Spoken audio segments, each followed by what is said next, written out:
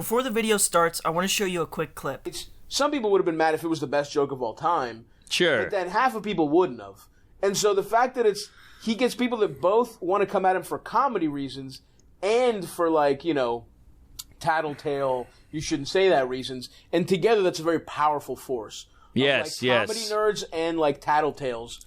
As politics get more involved in our lives, it's clear to see how it's affecting the way we view comedians. Comedy has become this war where one side believes you're allowed to say whatever you want, and the other side wants censorship. Comedians like Joe Coy and Matt Rife are recent examples of comedians telling bad jokes and getting silenced. And a lot of people hate cancel culture because of this. They feel like people are getting offended way too easily and then using their power to silence others. The truth is, Joe Coy's Barbie joke was not funny enough to warrant the use of offensive material. The same thing with Matt Rife's abuse jokes and even Dave Chappelle's trans jokes. Like Stavros said in the beginning of this video, if you want to be offensive, you have to be really, really funny.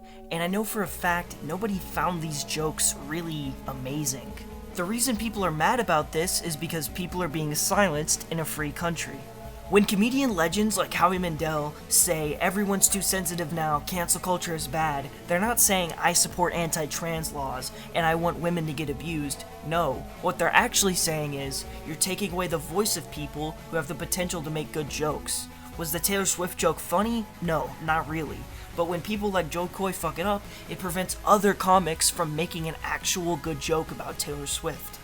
I can see both sides. The trans community has to go through a lot of shit, whether you support them or not, and when someone makes a mediocre joke at their expense, yeah, some old fart is gonna find it funny, but millions of trans people aren't. FD Signifier on YouTube has a great way of describing these jokes. He compares them to watermelon and fried chicken jokes. When a white comic makes jokes about fried chicken and watermelon, it's coming from a place of ignorance. Comedy is supposed to be about understanding and having wit. When a comic understands trans people and is able to come up with a witty joke, then I'm on board with that. But for the majority of comics, they're just kind of generating buzz and riffing on these deadbeat ideas. I've used the word joke in this video 13 times.